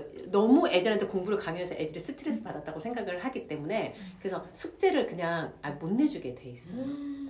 그리고 선생님이 할 수 있는 거는 없어요. 더 내가 얘를 위해서 뭘 해주고 싶어도 했다가 괜히 긁어부스럼이고 선생님 교장 선생님 와가지고 면담하자 그래서 왜 가만 안 놔두고 애를 괴롭히냐 그러고 이런 게 너무 기괴해. 그런 것들이 지금 내 생각 교육에서의 문제는 이런 건데 그리고 그런 게 심해지니까 선생님들도 이제 손대기 싫고 굳이 이거를 얘기하기 싫은 거죠. 그 애들은 그래서 뭐 덧셈 뺄셈을 못하고 뭐 맞춤법 잘 못 쓰고 해도 그냥 가는 거예요. 옛날에 우리가 뭐 15번씩 싸우고 10번씩 싸우고 틀린 문제 있으면은 뭐 끝나고 이런 게 없고 민원만 계속 있어 학교에. 학교에 교육이라는 건 없고 맞아요. 민원만 계속 있고 그러면 이제 10명 중에 별난 사람 1명이 민원을 했으면 선생님들은 다 그것과 관련된 행동을 안 해요. 왜냐면 민원 들어오면은 학교가 자기 선생님을 지켜주지 않고 선생님을 민원에 그냥 이렇게 갖다 밀어버리고 방패막이 선생님이 네가 알아서 해결해 이러면 내가 왜 그러면 변호사가 있어야 돼. 제 가족 중에 한 명 변호사 있어서 문제가 저 되게 선생님을 웃긴 뒤로 짤이 냅다 밀어버려. 그런 게 있었어요. 그 되게 웃긴 짤이었는데 그냥 애기가 그 중학생 정도 되는 그런 상황이었는데 애가 여기 비었어. 그래서 피가 막 계속 나. 근데 선생님이 어머니한테 전화해가지고 지금 얘가 피가 나는데 이거를 처치하려면 얘를 만져야 될 것 같은데 괜찮을까요? 라고 물어봐. 그럼 변호사랑 얘기하세요. 그래서 변호사랑 얘기해서 공수를 받아서 그거 진짜 웃을 일 아니에요. 그럴 것 같아요. 선생님들이 지금 노이로제 진짜 3D인데요? 선생님 너무 3D인데? 그래서 선생님도 안 하고 정신적으로 너무 힘든 정신적으로 교육인데요? 이제 교대 미달될걸 진짜. 이미 미달되고 있어요. 진짜. 교대가 저 철학 때 진짜 완전 정신노동. 그래서 교대도 통합한다 그랬던 것 같아요. 미달돼서. 정신과 치료받는 선생님도 너무 많고 진짜 많을 것 같아요. 그 할 수 없죠. 일이라는 걸 할 수가 없어요. 그거를 근데 이제 그런 거지. 민원에 그렇게 선생님들을 방치해 놓는 거죠. 교육부가 아무것도 하지 않는 거죠. 그런 건 안 하고 딴짓하고. 근데 그것도 2%예요. 우리 저기 초등학교 선생님, 저희 남편 누나 초등학교 선생님인데 학부형들 다 착한데 그냥 한 명. 맞아. 그 학년에 되게 맞아. 유명한 10명 다 그렇지 않아요. 않았는데 전교에서 유명한 뭐 두세 명 그렇게 있고 그 두세 명이 문제인데 근데 그 두세 명으로부터 이 선생님들을 지켜주면 선생님들이 이제 편하게 뭔가를 할 수가 있는데 내가 그 사람 안 걸릴 거라는 보장 없잖아. 그래서 그냥 그 사람 되면은 그냥 거의 그만두는 게 낫다 싶을 정도로 그렇게 유명하고 그렇다 그랬어. 진짜 그 얘기. 그리고 아예 카톡 핸드폰 번호도 학부형한테 이제는 안 가르쳐주고 앱이 있대요. 학부형이 알림 연락할 수 있는 선생님한테 연락할 수 있는. 그래서 그거로만 연락하고 되게 뭔가 시스템이 그게 맞아. 그렇게 했는데 어쨌든 누구가 한 명이 걸리면 그냥 끝이라 그랬어. 그게 학년마다 있다 그래서 그 학년에 누구 엄마 하면 선생님이 다 안돼. 블랙리스트. 그렇다죠. 대단하지 않아요? 어쨌든 근데 왜 이런 사회가 됐지 진짜 왜 그런 엄마들이 옷을 이렇게 닦고 왜냐면 그런 소리 왜 이렇게 근데 너무 교육이 다 엄마들 몫이 되니까 어쩔 수 없는 것 같아 지금. 옛날보다 더한 더 것 심하지. 같아요. 네, 네. 어. 옛날에는 그러니까, 학교도 어느 정도 이제 분담을 하고 있고 뭔가 이렇게 그리고 이제 가족 수가 많으니까 사실 이 아이를 감동료가 엄마가 하나가 보고 있는 건 아니었는데 지금은 핵가족화되고 얘가 잘못되면 그냥 그게 고스란히 엄마가 되는 시스템 안에 지금 방어하는 거예요. 네, 들어와 있는 것 같아요. 약간 그러니까 오롯이 육아가 다 엄마의 책임이 되는 이런 나의 가족의 제도. 포트폴리오라서. 그런 거죠. 그러니까 왜 엄마들이 되게 똑똑하잖아요. 그러니까 대학 나오고 다 이제 고등교육 다 받아서 다 알고 그러니까 사실 사회 나가서 얼마든지 경력 단절 안 돼서 일할 수 있는 사람들인데 자아 실현을 이런 다른 방식으로 해야 하니까 이 아이를 위한 시스템도 만들어줘야 되고 그게 꼭 자기와 동일시되고 그러니까 내가 좋은 집에 사는 게 내가 성공한 거랑 똑같은 지표가 되듯이 진짜 똑같은 것 같아요. 아이에 대한 똑같네. 그래. 교육이랑 진짜. 이게 진짜 30년이 지나도 저 이 책 읽으면서도 30년 전에 나 똑같은 내용 본 것 같은데 그러니까 왜 이게 30년이 지나도 맞아. 더 시대는 거야? 우리 집사람이 잘해서 우리가 이렇게 잘 살게 되었다. 그리고 나는- 뭐가 잘못되면은 뭔가 집사람. 투자를 제대로 못하면 집사람 탓. 그러니까 그리고 뭐 투기인지 알면서 했지만 잘 됐네. 잘 살게 되었네. 아니 그 저기 뭐야 또 하나의 문화 거기에서 그 똑똑한 언니들 그 똑똑한 선배들도 그러고 사는 게 난 진짜 너무 신기하고 그래 내 앞세대가 그러니까 내 세대는 좀 낫겠지. 하지만 이제 30년 후에 엄청 후퇴했어요. 똑같은 아 걸 엄청 했겠다. 후퇴했어요. 진짜 엄청 그러니까 후퇴했어요. 2016년에 비교해 벗어날 수 없는 거야. 박근혜 때 진짜. 그렇게 되자마자 얼른 뒤에서 다 어불러가지고 황교안이든 뭐든 다 탄핵했잖아요. 근데 지금 봐. 지금 방어하는 거 봐. 다 이상한 거 알면서 맞아. 그거 막 자기 어떻게 될까 봐 저거 하는 거 봐. 그래서 훨씬 후퇴했어요. 진짜. 그러니까 급속도로 후퇴한 것 같아. 티어나게 후퇴된 게. 이럴 수가. 그러니까 여기서 인용했던 되게 재밌는 케이스가 그 김우겸 그 맞죠. 사람이 나와서 이제 저도 마지막으로 재밌었어. 자기 이제 사퇴하면서 발표하는 게 제가 잡힐 네. 집안일을 잘 몰라서 다 아내가 하니까 맞아. 그 정말 되게 말릴 새도 없어. 윤석열도 그랬잖아요. 그러니까. 집사람이 내 핸드폰을 가지고 뭘 했는지 막 이러면서 막 우리 집사람이 막 이렇게 얘기하면서 약간 계속 그렇게 얘기하잖아. 진짜 집사람이 다 했어. 근데 그건 맞는 거야. 약간 다른 집사람이긴 해. 약간 차원이 다른 얘기긴 한데 어쨌든. 그러니까 그 얘기 핵심이 그래서 그 아까 본 그 인터뷰에서 근데 남자는 그럼 역할이 없냐 가정에서 중요한 결정권자 권력의 구조에서도 어쩜 최상위에 있는 사람이 남편인데 그랬더니 근데 이제 현대 사회로 가고 하면 할수록 여성에게 주어지는 가족 안에서의 제도적으로 여성의 일이라고 딱 규정되는 그 영역이 점점 커지기 때문에 어쩔 수 없이 이게 다 이렇게 떠안게 되는 이런 그 상황으로 여성의 일이 되어버렸다. 뭐 육아든 뭐든 이런 게 다. 그 얘기를 하면서 이제 그런 사례들 딱딱 얘기해주는데 너무 여자. 그 책임지고 복잡한 상황 이런 것들은 이제 다 여자가 맞는 건가요? 엊그제 이제 전기 기사 뭐 고치러 왔어요. 뭐 이게 차단기가 내려가서 그러면서 뭐 여기 여자분들 설계 사무실이에요. 뭐 여자분들 계시네요. 그래서 뭐 요즘에는 여자분들 많이 없는데 그러니까 우리 이제 직원이 아니에요. 요즘 여성도 되게 많아요. 건축일에 이런 대화를 내가 이렇게 들으면서 건축일에 여자가 진짜 많아지고 있나? 건축일의 대가가 점점 떨어지고 있구나. 돈 많이 못 버는 직업이 되고 있구나. 이런 생각이 드는 거야. 여자들이 늘어난다면? 근데 왜냐면은 그런 얘기 했었거든. 그 이제 애를 돌보는 선생님들, 유아교육과 이런 분들이 돈을 많이 못 받는 이유가 그게 여자들이 많이 하는 일이기 때문에 돈이 못 받는 걸 수도 있다. 그 가치가 없어서가 아니고 그 가치 자체는 훨씬 더 그거보다 돈을 많이 받아야 되는 일인데 똑같은 일을 하면 남자는 많이 주고 여자는 조금 여성들이 대부분이기 때문에 이 임금을 후려쳐도 된다고 생각을 하는 거다.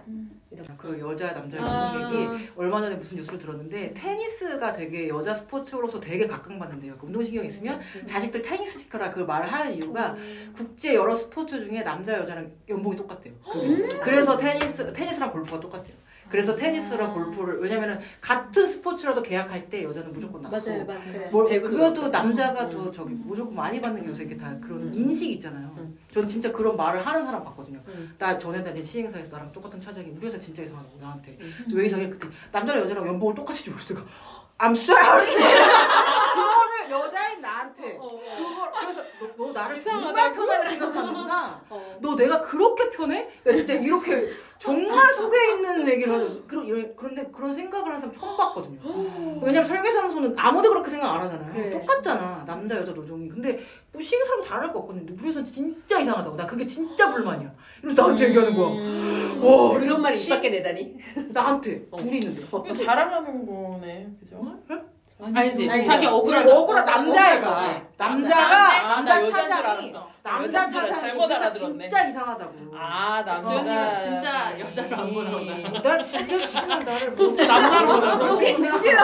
같이 욕해줄 줄 알았는데 아 맞다 이 여자. 나 진짜 생각했거든요, 진짜. 진짜 좀 소름 끼쳤을 것 같아. 그레이새가 진짜 내가 온갖 상용을 다 했거든 그 사람한테. 진짜로 너무 화나죠.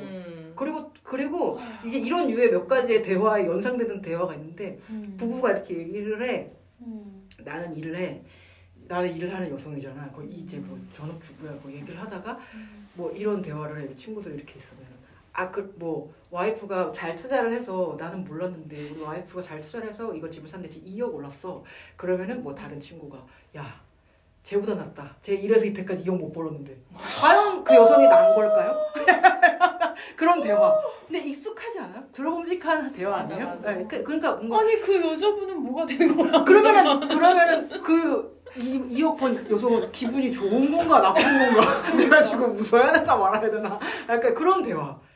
이미 사람이 있는데도 그렇게 하는 너무 아무렇지 않은 대화? 약간 그런 게 우리 사회에 존재한다. 맞아. 그러니까 제가 정신 얼마 바짝 전에 차려야 돼. 트렁크라는 드라마를 보는데 트렁크의 메인 스토리는 아니야. 근데 그 공유랑 같이 일하는 회사에 그 부부가 등장하는데 아들 둘 키우는 여자 엄마랑 아들이 그 남편이 이제 이 여자가 애를 낳고 키우면서 일을 못 하고 경력단절이 된 거예요. 자기도 나름 대학 나와서 친구들 다 이렇게 좋은 자리 일하는 데서 나 너무 일하고 싶다 얘기했더니 너가 잘 생각해봐. 너가 보셨어요? 봐가지고 너무 그 장면 생각났어. 되게 영혼 없이 얘기했잖아. 그 남자 너가 지금 가서 애를 딴 데다 맡기고 픽업하고 학원 돌리고 집에 와서 식사해 이 돈보다 네가 집에 있는 게 더 효율적이다. 그 말을 듣는 난 너무 그 순간에 그게 메인 스토리였는데 너무 화가 나는 거야. 경제 가치로 먹어. 근데 그 전에 그런 얘기도 해요. 왜 백 갖고 싶어? 맞아. 그러니까 와이프 정말 힘들어서 맞아. 나 그냥 다시 일하고 싶어 막 이렇게 얘기하고 있는데 왜 뭐 필요한 거 있어? 카드 누가 줄게. 자 이거 써. 이러면서 이렇게 얘기하는데 맞아. 와 진짜 그 여자는 자신의 인생의 자아실현을 말하고 있는 그러니까. 거거든. 이 남자는 그게 돈인 거지. 그 뿌려고 와 좋은 거 사 이렇게 하고 그냥 카드를 주겠다고 말하는 그 태도부터 너무 화가 났고 그러니까. 나 이거 보면서 막 옛날에 봤던 막 드라마 생각나는 거야. 아들과 딸이라는 드라마. 정말이 여자가 나는 그래서 여자라는 말을 제일 싫어했었어요. 제가 청소년기에 아빠도 그렇고 되게 가부장적인 분이셔서 여자가 어디 막 뭐 어디 공연 간다 그러면 여자가 어디 그러고 또 어디 간다 그러면 교회에서 수련회 간다 그러면 여자들이 막 그러고 밤이 여잔데요 그 수련회 가면. 저는 그래서 제가 페미니즘이란 개념이 없을 때부터 여자가란 말이 너무 싫으니까 내가 남자로 태어났어야 되는데 막 이런 분노가 청소년기에 있었거든요. 그래서 막 일부러 머리도 커트로 자르고 다니고 이랬었어요. 날 아들로 생각해 달라 이런 느낌. 여자가 아니다. 진짜 그런 약간 왜곡된 정체성 때문에 약간 힘들었었거든요. 청소년기에는. 여자라는 이름으로 할 수 없고 여자이기 때문에 제한받아야 하고 그래서 제가 건축과를 간다 그랬을 때 아빠가 뭐라고 했겠어. 그래서 반항심에 간 거예요 혹시? 아니 저는 역의 역으로 생각해서? 그냥 그냥 간 거예요? 그냥 저는 난 건축과를 아니면 아무 대학도 안 가겠다 그랬거든요. 네가 알아서 해라 그래서 다 건축과 넣었어요. 이야 근데 멋지다. 멋있다. 대학을 안 가면 안 되니까. 대학은 보내야 되니까. 건축가 여자가 대학 가냐고는 안 했네 그래. 그러게. 근데 아빠는 그 건축과가 설계하는 게 아니라 시공하는 건설. 그리고 제가 시립대를 갔으니까 얘는 진짜 공무원 하겠구나. 그때 그런 특혜가 있었어요. 그래. 그러니까 시립대를 졸업하면 서울시 공무원으로 일부 이렇게 가고 했었어요. 티오가 있구나. 그래서 아니면 뭐 무슨 공사 이런 데 가겠구나 이렇게 생각하신 거예요. 근데 내가 설계를 한다고 했다가 뭐 전혀 다른 그래서 기사도 하나 안 따고 그냥 뭐 공부를 하겠다고 하고 졸업하고 또 전혀 다른 일 하고 하니까 아이고 그냥 한숨만 이렇게. 근데 그 여자라는 말이 너무 싫었던 게 머릿속에 있어요. 근데 이제 이 안에서도 그 여성들의 역할에 대한 그런 부분들이 그래서 저는 되게 힘들었나 봐요. 예를 들어서 여자이기 때문에 뭘 해야 하고 여자이기 때문에 하지 말아야 하고 하는 이런 부분들. 그 영화의 그런 대사도 그렇고 그런 역할들에서 검소할 것을 요구받으면서도 왜 알아서 뭐 집 좀 불려놓은 거 좀 없냐라는 재산을 또 요구도 불려야 받고 계열받아. 트렌디해야 되면서도 근검절약 때문에 그 와중에 집도 꾸며야 돼. 요구되는 게 진짜 많은 것 같아요. 근데 요구되는 게 근데 일관적이지 않아. 맞아요. 맞아. 그냥 뭐 유교적인 것도 존재하면서 자본주의도 실현해야 되는 되게 약간 그 두 개가 같이 있는 것 같아요. 저는 이 책 읽으면서 우리 부모님 뭐 이런 걸 생각하게 되잖아요. 근데 저희도 되게 이제 가부장적인 아버지와 이제 아빠는 일하고 엄마는 이제 집에 있고 막 약간 이런 구도였는데 왜 아빠는 엄마에게 집을 맡기지 않았는가? 왜 집 문제에 관해서 그러니까 뭐 애 키우고 뭐 이런 거 다 뭐 집 뭐 이렇게 살림 이건 다 했는데 집은 엄마가 더 잘 받는데 쓸데없는 짓 한다고 하면서 아빠가 한 모든 선택이 저희 집에 어떤 비슷해. 우리랑 그런 얘기 나왔었죠. 여기가 저주된 그런 사례 있었던 것 같아요. 네. 그래서 그런 걸 보면서 모든 걸 맡길 거면 집 매매도 맡기지. 그러니까 엄마가 경제권을. 네, 그래서 우리가 여기 살 게 아니라 저기였다. 그걸 샀어야지. 네 아빠가 이게 진짜 계속 하거든요. 그래서 저희 어머니는 정말 그 현모양처럼 산 것밖에는 자기가 이제 내세울 게 없는 거예요. 그리고 이제 그 부인이 돈을 이렇게 잘 벌어가지고 이렇게 잘 굴려서 하는 그런 스토리는 그렇게 해서 남편이 기가 죽었다, 저 집안이. 그걸로 자기 위안을 삼는 거야. 그리고 다 이렇게 해가지고 뭔가 자식들한테 집 하나씩 해준 게 부럽기는 해. 그건 또 부러워.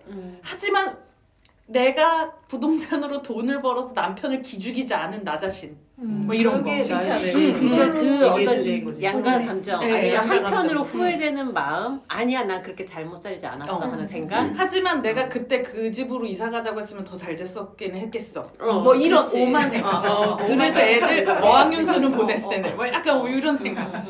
이 모든 걸 다 지켜는 보고 있었을 거 아니에요. 누가 뭐 돈 벌어가지고 뭐 했다더라. 그 수많은 서사에서 자기가 원하는 것만 편집해서 이렇게 보고 있는. 그런 진짜 네. 자기가 원하는 것만. 근데 신기한 건 저는 아주 어렸을 때부터 난 엄마처럼 살진 않을까라는 얘기를 엄마한테 했었어요. 그래서 엄마가 되게 서운했었는데 그랬겠다 진짜. 네, 근데 확실히 엄마처럼은 안 살고 있는 거 저는 아니에요? 반대로 엄마가 나처럼 살지 말라고. 그것도 좀 슬프다. 이러나 저러나 슬프다. 그리고 넌 꼭 이래라. 그래서 저한테 무슨 말씀 하셨냐면 여자가 돈이 있어야 돼. 그래서 저희 엄마도 몇 번 아빠 몰래 개모임? 여기 나오는 그래서 개모임. 약간 시드머니가 있었어. 그래서 몰래 진짜 집을 하나 살려고 했어요. 그래. 아빠한테 발 걸려가지고. 그러니까 아빠들이 다 문제라니까. 그러니까 저희 아빠가 가지고 있었던 가장 안타까운 생각 중에 하나는 빚을 지면 안 돼. 여기 나오잖아요. 이러시면 안 된다. 여기 나오잖아. 취직하게 살면 되고 뭐 빚이라는 건 무서운 거다. 저희 집안. 그것도 뭔가 약간 유교적인 맞아요. 자본주의 같이 엄청난 카오스 충돌을 그러니까 아니면은 뭔가 이 시대 때 모든 것은 어떤 국가가 만든 가치들 이런 게 있잖아요. 거기서도 또 주입받을 어떤 거지 않을까. 너무 깜짝 놀란 거 같아요. 저 엄마가 지금도 그래요. 통장 만들어. 적금해야 돼. 맞아. 분산해서 해야 돼. 막 이러면서 지금 나 먹고 살 돈도 없는데.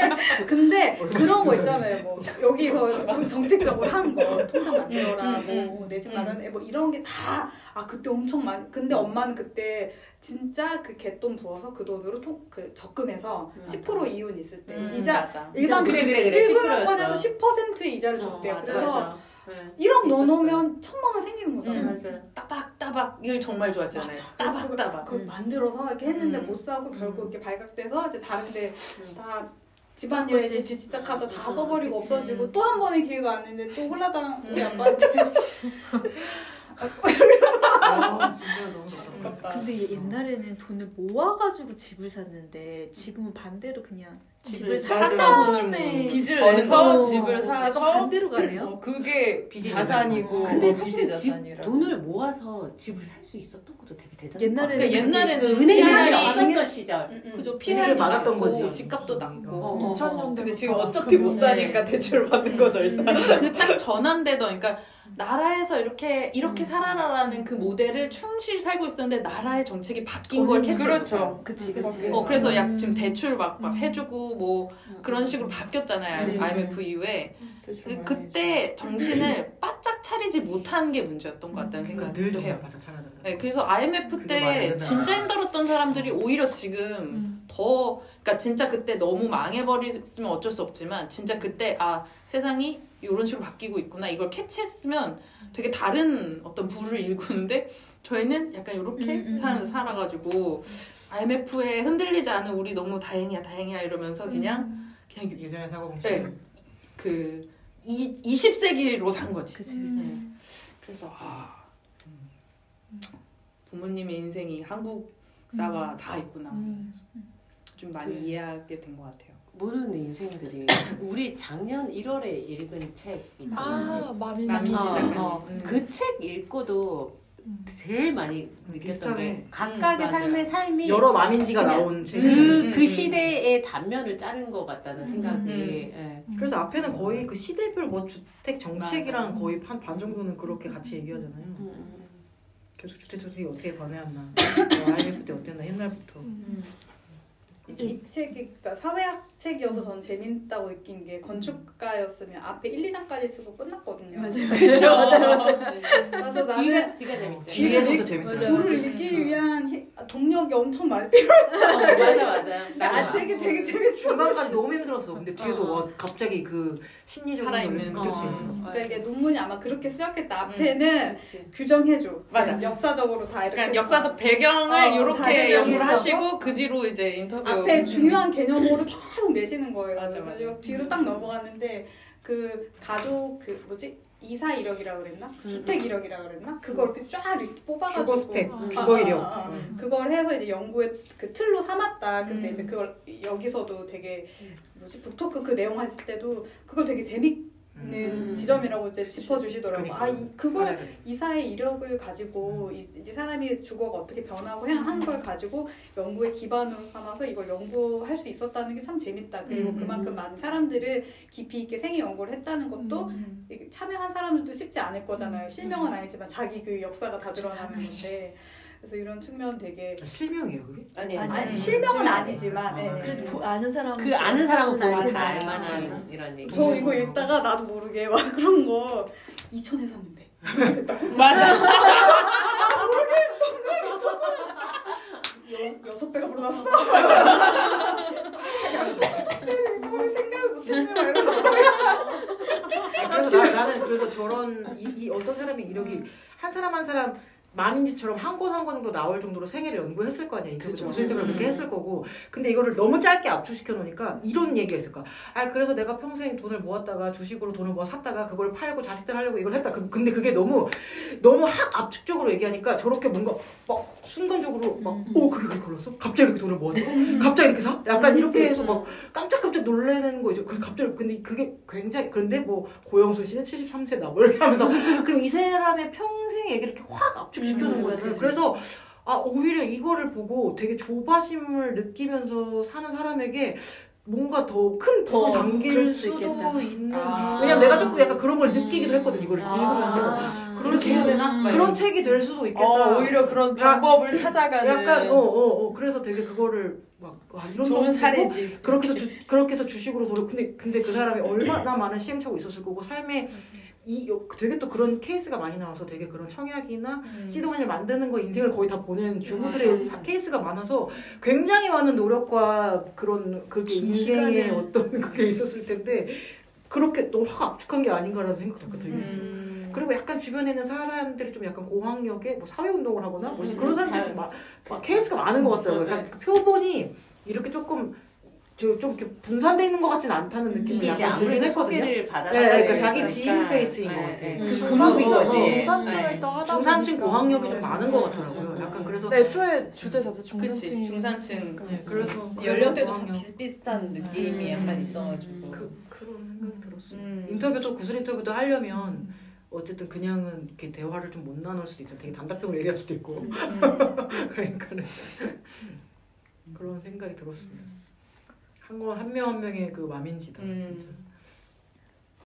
저는 이 소유욕과 속물성은 부정적으로 평가되지만 재테크 능력은 찬사를 받는 상황 속에서 좋은 돈과 나쁜 돈의 구분이 모호해지고 273페이지인데 이 모순 속에서 투기적 주체가 힘을 얻는다고 하는 내용이 좀 인상적이었던 게 국가에서 또 아리송한 것 같아요. 이 돈을 이걸 나쁘다고 봐야 될지 좋다고 봐야 될지 그러니까 나쁘다고 표면적으로는 말하고 있지만 본인들의 고위 공직자들도 다 가담하고 있는 상황이고 그래서 이거에 대해서 이거는 우리가 척결합시다. 이 문화는 척결합시다 하면은 아까 말한 대로 그 다양한 정책들이 나올 수가 있는데 그거를 거부도 못하고 받아들이지도 못하는 상황이라서 여기 계속 운에 대한 얘기도 나왔잖아요. 이거를 운으로 볼 것인가? 능력으로 볼 것인가?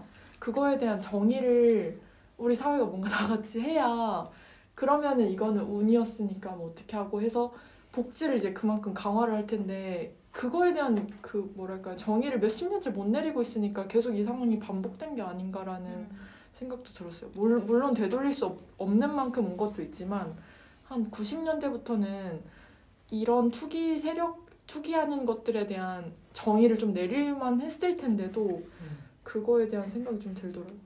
네. 근데 사실 90년대만 해도 이런 걸 투기 세력이라고 명확히 했었는데 IMF 이후로 이게 그냥 투자가 된 거예요. 네. 맞아. 갭 투기지 사실 갭 투자가 아니잖아요. 근데 그게 그냥 다 공공연하게 갭 투자라고 얘기를 하는 그 문화가 돼버린 거지. 그래서 저는 약간 그런 거를 지적해야 되는 사람들이 이미 그 배에 다 같이 타고 있어서 내가 투기 세력이 아니라 투자 세력으로 이제 생각을 하는 것 같다는 생각이 많이 들었었고 그리고 약간 경제신문 정말 많이 생겼잖아요. 그런 데서 다 사실 투자로 얘기를 해요. 네, 그래서 약간 투기가 아니라 이거 투기로 바라보는 건 사회면이나 이런 쪽에서는 투기라고 얘기를 하겠지만 경제에서는 다 부동산 투자인 거야. 근데 그런 이야기들이 우리 사회에 너무너무 많아졌고 미디어도 경제 쪽에 훨씬 많을걸요. 이제는 약간 사이비 모르는 그런 것까지 다 따지면 그래서 진짜 그냥 온 사회가 이걸 다 투자라고 하는구나. 그래서 거기서 약간 좀 환멸을 많이 느꼈었어요. 그래서 약간 그런 어떤 배경을 이해하는데 많이 이래서 다들 이렇게 미쳐가지고 막 이랬었던 거구나를 다시 느끼게 돼서. 근데 돈의 좋고 나쁨이라는 거를 이제 들이대는 순간 되게 이상해지잖아요. 이 자본주의 사회에서 필요한 거고, 근데 이제 좋은 돈, 나쁜 돈, 다음 시다. 네, 오셨어요?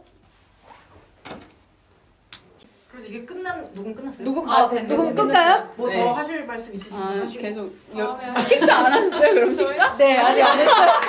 아직 안 했어요. 밥을 먹으러 온 거 아니야? 밥을 먹으러